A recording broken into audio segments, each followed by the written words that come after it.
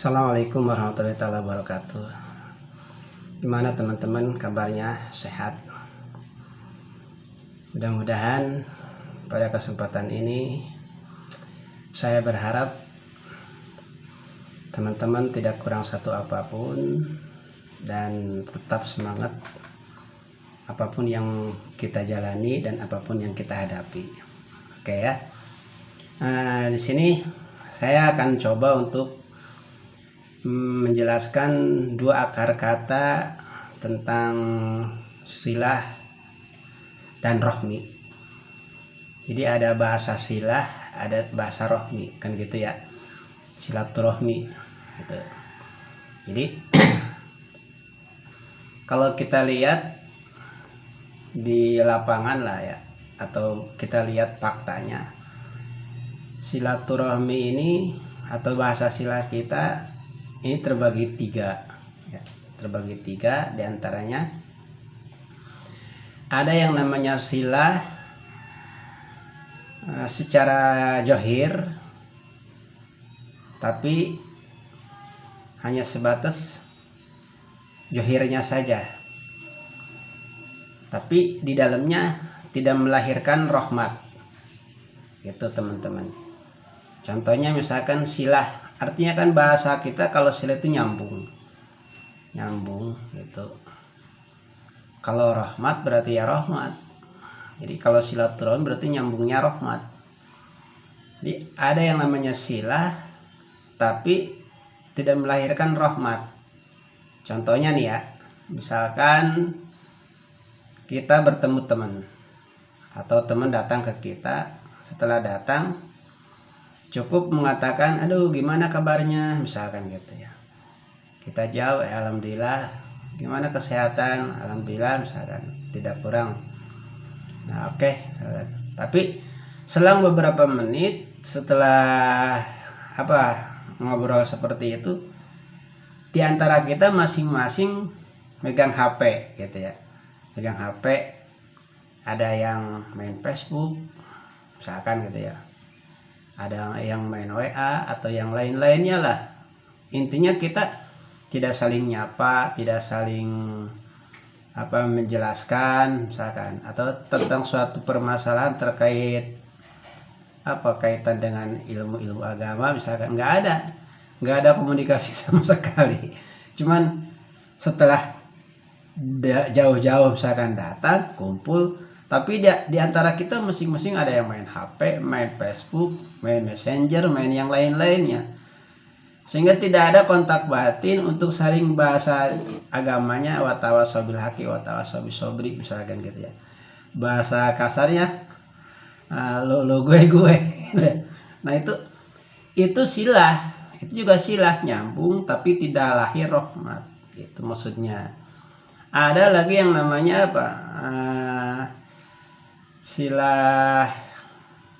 silaturahmi yang ada juga. Contoh misalkan silaturahmi hanya secara johir, batin, maksud saya batin.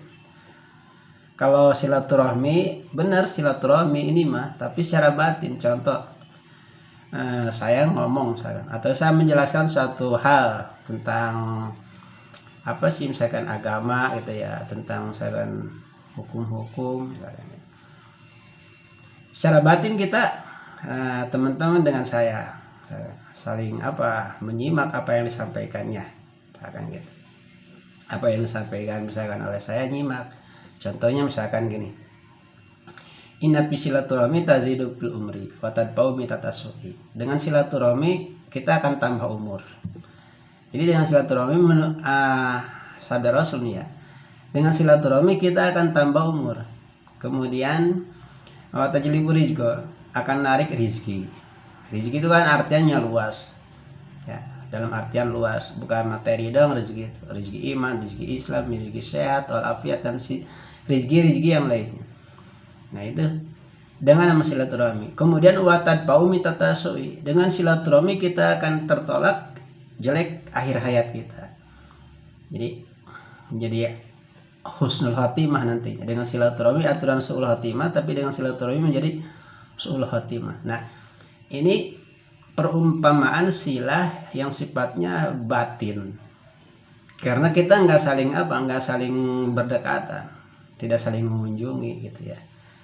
Beda dengan yang pertama tadi. Yang pertama tadi nyambung tapi tidak melahirkan rahmat karena masing-masing sibuk dengan HP-nya. Nah, kalau ini nih yang contoh yang sekarang yang kedua, sila, cuman silanya secara apa? Secara batin gitu ya. Sila secara batin, kemudian walaupun johirnya jauh di mata dekat di hati lah. Kurang lebihnya seperti itu.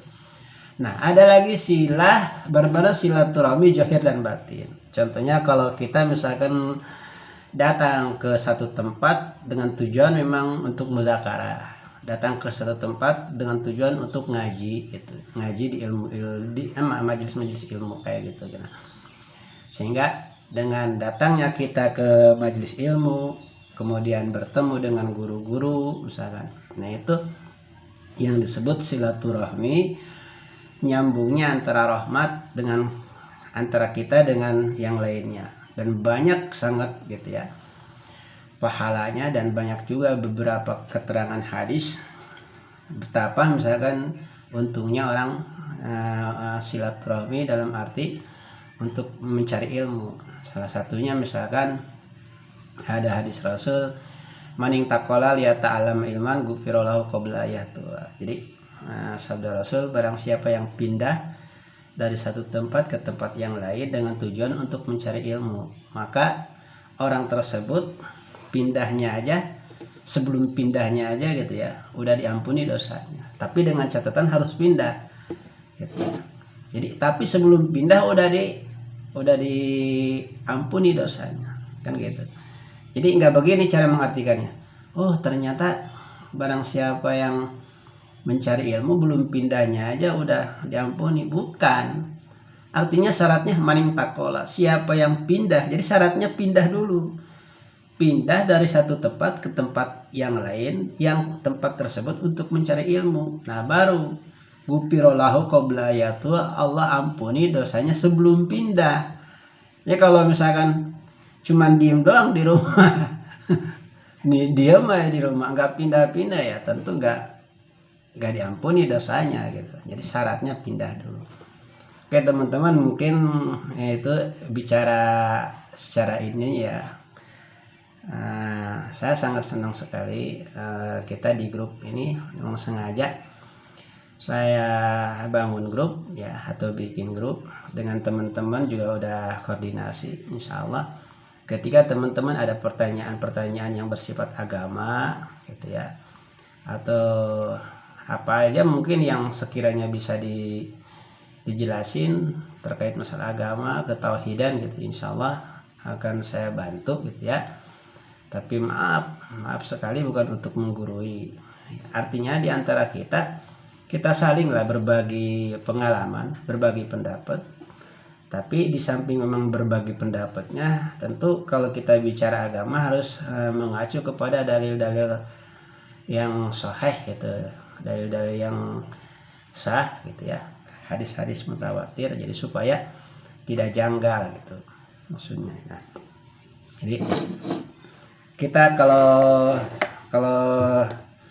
berpikir gitu ya, berpikir secara katakanlah sebagai manusia gitu ya, kan kita suka berpikir begini, aduh ya terkait di grup misalkan, di grup ada satu grup misalkan, ikut di satu grup, tapi di grup tertentu misalkan pada saat kita ada di dalamnya kita nggak bisa komunikasi dengan teman-teman yang lain misalkan gitu ya.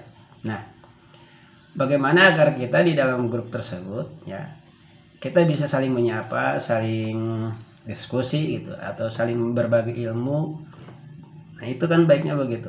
Jadi, tapi bukan itu juga yang lain punya berarti gak baik, bukan. Memang masing-masing katakanlah admin gitu punya tujuan tertentu, tentunya tujuannya baik gitu. Cuman kalau saya gitu secara pribadi ingin membangun katakan grup ini, kita bisa saling komunikasi, bisa saling dekat gitu. Dan karena gini, pada dasarnya pertama kalau kita tanya kepada hati kita, tujuannya kita ikut misalkan nimbrung ke satu tempat misalkannya,